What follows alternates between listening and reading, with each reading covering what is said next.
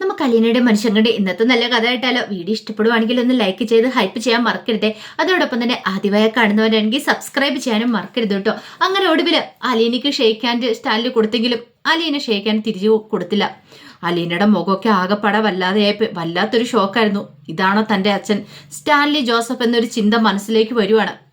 ആ സമയത്ത് സ്റ്റാൻലി പെട്ടെന്ന് പറഞ്ഞു, അയ്യോ സോറി, ഞാൻ കാര്യങ്ങളൊക്കെ നേരത്തെ പറയേണ്ടതായിരുന്നു, അതെ എൻ്റെ മിസ്റ്റേക്കാന്ന് പറഞ്ഞു.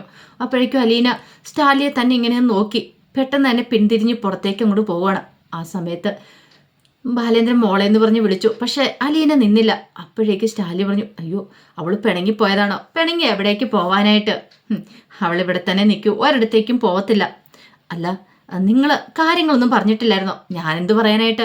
ഞാൻ പ്രത്യേകിച്ചൊന്നും പറഞ്ഞില്ല. അല്ല അത് പിന്നെ പറയണം, നിങ്ങൾ തന്നെ പറയണം. അല്ല നിങ്ങളും കൂടെ നമുക്ക് രണ്ടുപേർക്കും ഒരുമിച്ച് പറയാം. അതെ, ഇങ്ങോട്ടേക്ക് വരുന്ന വഴിക്ക് സ്റ്റാൻലി ജോസഫ് എന്ന ഒരാളാണ് അവളുടെ അച്ഛനെന്നുള്ള കാര്യം പറഞ്ഞു. പിന്നെ അവളുടെ അച്ഛൻ്റെ അടുത്തേക്കാണ് കൊണ്ടുപോകുന്നതെന്ന് പറഞ്ഞു. അവൾക്ക് കാര്യങ്ങളൊക്കെ മനസ്സിലായിട്ടുണ്ട്, അതുകൊണ്ട് അവളിങ്ങനെ. അപ്പോഴേക്ക് സ്റ്റാൻലിയുടെ മുഖമൊക്കെ ആകെപ്പാടെ ടെൻഷനായി. നിങ്ങൾ ടെൻഷൻ അടിക്കേണ്ട കാര്യമൊന്നുമില്ല, ഞാൻ അവളോട് ഒന്ന് പോയി സംസാരിക്കട്ടെ. ചിലപ്പം അവളോട് കാര്യങ്ങളൊക്കെ പറയാത്തതിൻ്റെ ബുദ്ധിമുട്ട് കാണും. അന്ന് അവൾ വീട്ടിലേക്ക് വന്നതല്ലേ, വീട്ടിൽ വന്ന് അവളെ കണ്ടതല്ലേ. പക്ഷെ അന്ന് ഞാൻ പറഞ്ഞല്ലോ, അതൊക്കെ ഞാൻ മറച്ചു വെച്ചു. അപ്പം അതിൻ്റെ പരാതികളും പരിഭവങ്ങളും അവൾക്ക് കാണുമായിരിക്കും. അതുകൊണ്ടായിരിക്കും അവൾ അങ്ങനെ പോയിരിക്കുന്നത്. ആൾ കുറച്ച് ഇമോഷണലായിട്ട് അങ്ങനെയൊക്കെയാ. പറഞ്ഞിട്ട് കാര്യമില്ല. അതും പറഞ്ഞിട്ട് ബാലേന്ദ്രൻ എന്ത് ചെയ്തു, നേരെ അലിയൻ്റെ അടുത്തേക്ക് ചെല്ലുവാണ്. അങ്ങനെ പുറത്തേക്ക് വന്നു കഴിഞ്ഞപ്പോൾ അലീന അവിടെ നിന്ന് മാറി നിന്ന് കരയുവാണ്. ബാലേന്ദ്രൻ പറഞ്ഞു, മോളെ അച്ഛൻ എന്നോട് ഒരു വാക്ക് പോലും പറഞ്ഞില്ല. അച്ഛൻ എന്നോട് കള്ളത്തരം പറഞ്ഞില്ലേ? കള്ളത്തരോ? ഞാനോ? അതെ, അച്ഛൻ എന്നോട് കള്ളത്തരം പറഞ്ഞു. കഴിഞ്ഞ ദിവസം അയാൾ വീട്ടിലെത്തി കഴിഞ്ഞപ്പോൾ അച്ഛൻ എന്താ പറഞ്ഞേ? എന്നോട് വേറൊരു പേരല്ലേ പറഞ്ഞേ, എന്തോ ലാലിച്ചെന്നോ മറ്റോ. മോളെ അത് അയാളുടെ നിക്നെയിമാ, അയാൾക്ക് അങ്ങനെ ഒരു പേരുണ്ട്. 2 പേരുള്ള കാര്യമൊന്നും അച്ഛൻ എന്നോട് പറഞ്ഞില്ല. അതൊക്കെ അച്ഛൻ എന്നോട് മറച്ചു വെച്ചു. എൻ്റെ സ്വന്തം അച്ഛനാന്ന് പോലും പറഞ്ഞില്ല. എന്നിട്ടിപ്പം മോളെ അത് പിന്നെ അതങ്ങനെ ഒരു സാഹചര്യമായിരുന്നു. ഒരു പക്ഷെ ഞാൻ നേരത്തെ നിന്റെ അച്ഛനാന്നൊക്കെ പറഞ്ഞ് അയാളെ പരിചയപ്പെടുത്തിയെന്ന് വെച്ചോ, ഒരു പക്ഷെ അയാൾക്ക് നിന്നെ സ്വീകരിക്കാൻ തയ്യാറല്ല എന്നെങ്കിലും ഉണ്ടെങ്കിൽ നിന്റെ മനസ്സിലെ വേദന എന്തായിരിക്കും? നീ ഒരു കാര്യം ആലോചിക്കണം.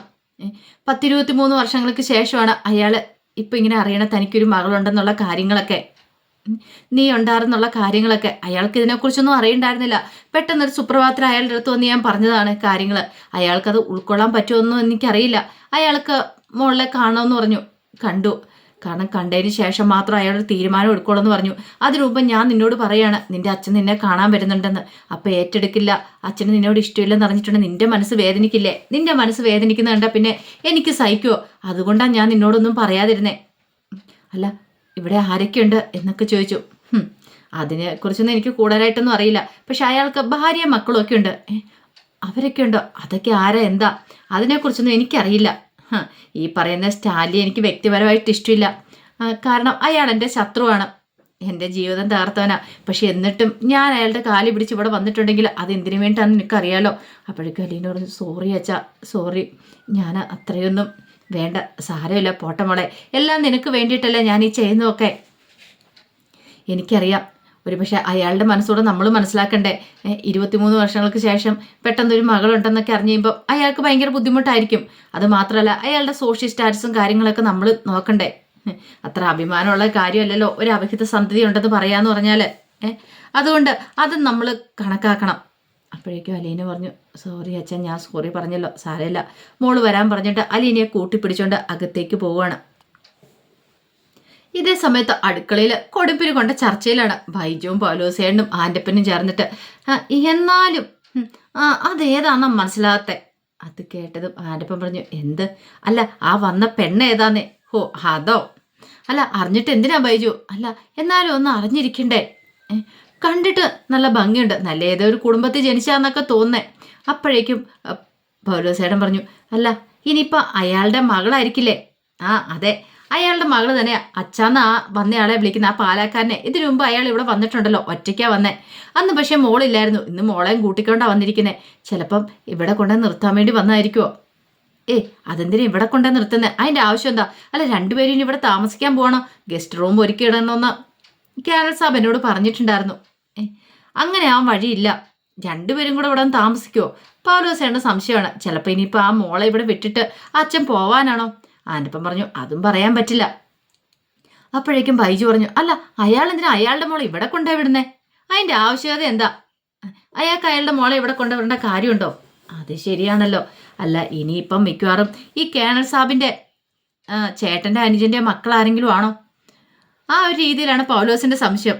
അപ്പോഴേക്കും ആൻ്റപ്പൻ പറഞ്ഞു, അങ്ങനെ ആവാൻ വഴിയില്ല. ബൈജു പറഞ്ഞു, അങ്ങനെയാണെന്ന് നമ്മളൊക്കെ കാണണ്ടല്ലേ, ഇവിടെ വന്നിട്ടുമില്ല. അത് മാത്രമല്ല ഈ കേണൽ സാബിനെ പോലും അത്ര പരിചയമുള്ളതായിട്ട് ആ പെങ്കുച്ചു ഭാവിക്കുന്നില്ല. അപ്പൊ അതിനർത്ഥം കേണൽ സാബിന്റെ ആരുമല്ലെന്ന് തോന്നേ. എങ്കിൽ ചിലപ്പോൾ വല്ല അകന്ന ബന്ധത്തിലുള്ളതായിരിക്കും. പൗലോസേട്ടൻ ഇത് പറഞ്ഞു ഇപ്പം ബൈജു പറഞ്ഞു, പിന്നെ അകന്ന ബന്ധത്തിലുള്ള ഏതെങ്കിലും പെങ്കുച്ചുങ്ങളെ ഇങ്ങനെ കൊണ്ടേ വിടുവോ? അതൊക്കെ അത്ര ശരിയായിട്ടുള്ള കാര്യമാണോ? അങ്ങനെയൊന്നും എനിക്ക് തോന്നില്ല. ഇത് വേറെന്തോ സെറ്റപ്പാന്ന് തോന്നേ. വേറെന്തോ സെറ്റപ്പ് എന്ന് ചോദിച്ചു ആൻ്റപ്പൻ. അല്ല അത് പിന്നെ ഞാനൊന്നും പറയുന്നില്ല, എൻ്റെ ഡ്രൈവർ ജോലി കളയാൻ ഞാൻ ആഗ്രഹിക്കുന്നില്ല. എങ്കിൽ പിന്നെ മിണ്ടാതിരിക്കുന്ന നിനക്ക് ബുദ്ധി. കേണൽ സാബ് എങ്ങാനും കേട്ട അതോടുകൂടി തീർന്നെന്ന് പറഞ്ഞു. അപ്പോഴേക്കും ബൈജു പറഞ്ഞു, എന്നാലും അതാരായിരിക്കും എന്തോ. ആ സമയം ആൻ്റപ്പൻ പറഞ്ഞു, എനിക്ക് കേണൽ സാബിൻ്റെ മൂത്ത മുകളിലെ ടാനിയെ കൊച്ച് അതിൻ്റെ ഒരു ഷേപ്പ് തോന്നുന്നുണ്ട് കണ്ടിട്ട്. എങ്കിൽ പിന്നെ പറയണ്ടെന്ന് ബൈജു പറഞ്ഞു. അപ്പോഴേക്കും സ്റ്റാലിയുടെ ആൻ്റപ്പ എന്നുള്ള അലറിവിളി കേൾക്കുവാണ്. പെട്ടെന്ന് എന്നെ കേണൽ സാബ് വിളിക്കുന്നുണ്ട്, അങ്ങോട്ട് ചെല്ലട്ടെ, കാര്യങ്ങളൊക്കെ ഓക്കെ ആയിരിക്കണം, അറിയാലോ. എന്തെങ്കിലും ഒരു കുറവ് വന്നിട്ടുണ്ടെങ്കിൽ സാബിൻ്റെ വായെന്ന് കിട്ടുമെന്ന് പറഞ്ഞു. അങ്ങനെ അയാൾ അങ്ങോട്ട് പോയി കഴിഞ്ഞപ്പോഴത്തേനും ബൈജു പറഞ്ഞു, എന്നാലും മനസ്സിലാകാത്തൊരു കാര്യമാണ് ഇതെന്താ സെറ്റപ്പ് എന്നുള്ളത്. ആൻ്റപ്പൻ പറഞ്ഞു കേട്ടോ, 2-3 ദിവസമായിട്ട് കേണൽ സാബ് ആകപ്പാട് ടെൻഷനായിരുന്നു, ഇടയ്ക്ക് പാലായിക്ക് പോവുകയും ചെയ്തായിരുന്നെന്ന്. പൗലോസ് പറഞ്ഞു, അപ്പം ഇതിനകത്ത് എന്തെങ്കിലും ഒരു കാര്യം ഉണ്ടായിരിക്കും, അല്ലാതെ ഒരിക്കലും ആ പെങ്കൊച്ച് ഇവിടേക്ക് വരത്തില്ലല്ലോ. നമുക്ക് നോക്കാം എന്താ ഏതാ എങ്ങനെയാന്ന്. അവർക്ക് ഭയങ്കര സംശയമായിരുന്നു താനും.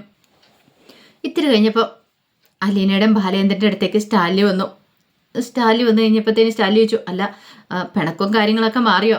ബാലേന്ദ്രൻ പറഞ്ഞു, ഇവൾക്ക് പിണക്കമൊന്നുമില്ല, കാര്യങ്ങളൊക്കെ പറയാത്തതിൻ്റെ ചെറിയൊരു വിഷമം അത്രേ ഉള്ളൂ. ഇവള് പെട്ടെന്ന് ഇമോഷണൽ ആവും, ഇവൾക്ക് കൊടുക്കേണ്ട സ്നേഹവും കെയറിങ്ങും ഒക്കെ കൊടുത്താൽ മാത്രം മതി. അത് കേട്ടതും ഒരു നിമിഷം സ്റ്റാലി ഒന്ന് ആലോചിച്ചു. ഈ സ്നേഹവും കെയറിങ്ങും പറഞ്ഞിട്ട് കാര്യമൊന്നുമില്ല. എൻ്റെ മനസ്സിൽ നീ പറയുന്ന കാര്യങ്ങളൊക്കെ കുറച്ച് കാലമായിട്ട് പോയിരിക്കുക.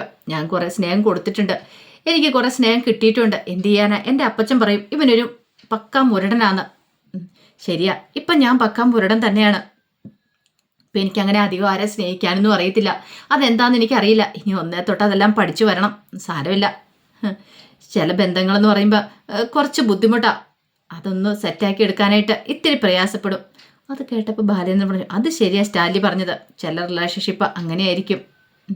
പക്ഷെ ഇവൾക്ക് കൊടുക്കേണ്ട സ്നേഹവും പരിഗണനയും കൊടുക്കണം, അത് ഞാൻ നേരത്തെ പറഞ്ഞിട്ടുള്ള കാര്യമാണ്. അപ്പോഴേക്ക് സ്റ്റാലി പറഞ്ഞു, ശരി, അല്ല ഇവിടെ വരെ വന്ന സ്ഥിതിക്ക് ആഹാരമൊക്കെ കഴിച്ചിട്ട് പോയാൽ മതി. അപ്പോഴേക്കും ബാലേന്ദ്രൻ പറഞ്ഞു, അതിൻ്റെ ആവശ്യമൊന്നുമില്ല, എനിക്ക് ആഹാരമൊന്നും വേണ്ട, ഞാൻ ഡ്രൈവറായിട്ട് വന്നതായിട്ട് കൂട്ടിയാൽ മതി ഇവളെ കൊണ്ടേ വിടാനായിട്ട്. അതല്ലല്ലോ ബാലേന്ദ്രൻ ഇവിടെ വന്ന എൻ്റെ ഏറ്റവും വലിയ അതിഥികളിൽ ഒരാളാണ്. എനിക്ക് അങ്ങനെ കരുതാൻ പറ്റുള്ളൂ. കാരണം ബാലേന്ദ്രൻ്റെ അടുത്ത മനസ്സ് ഈ അടുത്ത കാലത്ത് ഞാൻ ആരിലും കണ്ടിട്ടില്ല.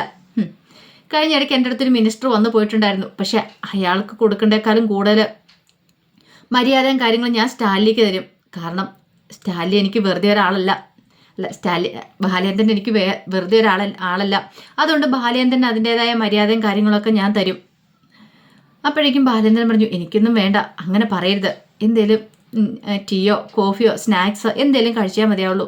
ഒടുവിൽ അലീന പറഞ്ഞു, അച്ഛാ എന്തെങ്കിലും കഴിക്കച്ചാന്ന് പറഞ്ഞു. ശരി എങ്കിൽ ആയിക്കോട്ടെ, ഇനിയിപ്പം ഞാൻ ആദ്യത്തെ സ്വീകരിച്ചില്ലാന്ന് വേണ്ട. അപ്പോഴേക്ക് സ്റ്റാലി പറഞ്ഞു, ബാലേന്ദ്രൻ എന്നോട് ദേഷ്യമൊന്നും തോന്നരുത് ഞാനിങ്ങനെ പറയുന്നതുകൊണ്ട്. ഞാനെന്തിനാ നിങ്ങളോട് ദേഷ്യപ്പെടുന്നേ?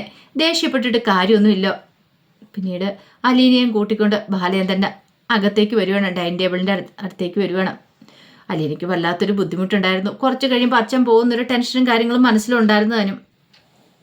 അങ്ങനെ ഡൈനിങ് ടേബിളിൻ്റെ അടുത്തേക്ക് വന്നിരുന്നപ്പോഴത്തേനും പൗലോസേട്ടൻ അവർക്ക് ചായയൊക്കെ എടുത്ത് കൊടുക്കുകയാണ്. അപ്പോഴേക്ക് സ്റ്റാലിയും കൂടെ വന്നിരുന്നു. പൗലോസേട്ടൻ പറഞ്ഞു, ആൻ്റപ്പൻ എവിടെ? ആൻ്റപ്പനും ബൈജുവിനും കൂടെ വിളിക്കാൻ പറഞ്ഞു. അങ്ങനെ അവർ 3 പേരും കൂടെ വന്നു. 3 പേരും കൂടെ വന്ന് നിന്നപ്പോഴത്തേനും അവരെ ഞെട്ടിച്ചോണ്ട് സ്റ്റാലി പറഞ്ഞു, ഈ ഇരിക്കുന്ന ആരാന്നറിയാവോ? എൻ്റെ മകളാണ്. പിന്നെ എൻ്റെ മകളെ കൊണ്ടു തന്ന ആളാണ് ഇരിക്കുന്ന ബാലേന്ദ്രൻ. ഇത്രയും കാലം എൻ്റെ മകളെ നോക്കിയത് ബാലേന്ദ്രനാണ്. എൻ്റെ കൈകളിൽ ഏൽപ്പിച്ചു തന്നെ എനിക്കിങ്ങനൊരു മകളുണ്ടെന്ന് വന്ന് അറിയിച്ച ബാലേന്ദ്രനാണ്. അപ്പം നിനക്ക് സംശയം ഉണ്ടായിരിക്കൂല്ലേ ഇതേത് മകൾ എങ്ങനെയാന്ന്? 10-23 വർഷം മുമ്പ് ആഗ്രയെ വെച്ച് എനിക്കൊരു പെൺകുട്ടിയായിട്ട് റിലേഷൻ ഉണ്ടായിരുന്നു. അങ്ങനെ ഞാൻ വിവാഹം കഴിക്കുന്ന പെൺകുട്ടിയുടെ മകളാണിത് എന്ന് പറഞ്ഞു.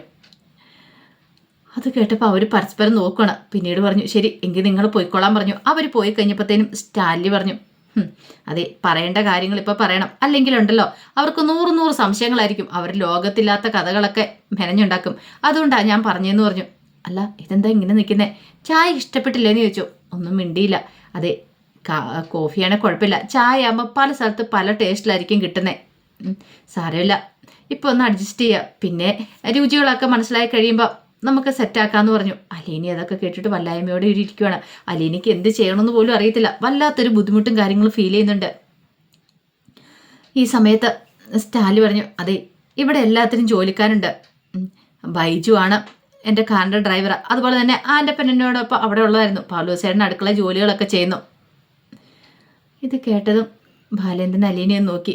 അപ്പോഴേക്കും സ്റ്റാലി പറഞ്ഞു അല്ല നിങ്ങളൊന്നും കഴിച്ചില്ല, എന്താ കഴിക്കാതെ? കഴിക്കാൻ പറഞ്ഞു. ബാലേന്ദ്രൻ അലീനയോട് പറഞ്ഞു കഴിക്കുക, ഇപ്പം തൊട്ട് കഴിക്കാൻ തുടങ്ങിക്കോ, നിനക്കിവിടെ കഴിക്കേണ്ട ജോലി മാത്രമേ ഉള്ളൂ, വേറെ ജോലികളൊന്നുമില്ല. ആ അതെ ഇവിടെ വേറെ ജോലികളൊന്നുമില്ല, ഇവിടുത്തെ ജോലി ചെയ്യാനൊക്കെ ആൾക്കാരുണ്ട്, എന്തേലും വേണമെങ്കിൽ പറഞ്ഞാൽ മതി, അവരുണ്ടാക്കി തരും. പിന്നെ ഇവിടെ ഉള്ള സമയങ്ങളിൽ ഫുഡ് കഴിക്കാം, അല്ല ഇവിടെയുള്ള സമയങ്ങളിൽ TV വായിക്കാം, പത്രം വായിക്കാം, വേണേൽ പുസ്തകങ്ങൾ വായിക്കാം. പിന്നെ നായ്ക്കുട്ടികളുണ്ട്, അവയെ കൊഞ്ചിക്കാം. ഏറ്റവും നല്ല സ്നേഹമുള്ള ജീവികളാണ് ഈ നായ്ക്കുട്ടികൾ. അപ്പോഴേക്കും ബാലേന്ദ്രൻ ചോദിച്ചു അല്ല നിങ്ങളുടെ ഭാര്യയും കുട്ടികളും?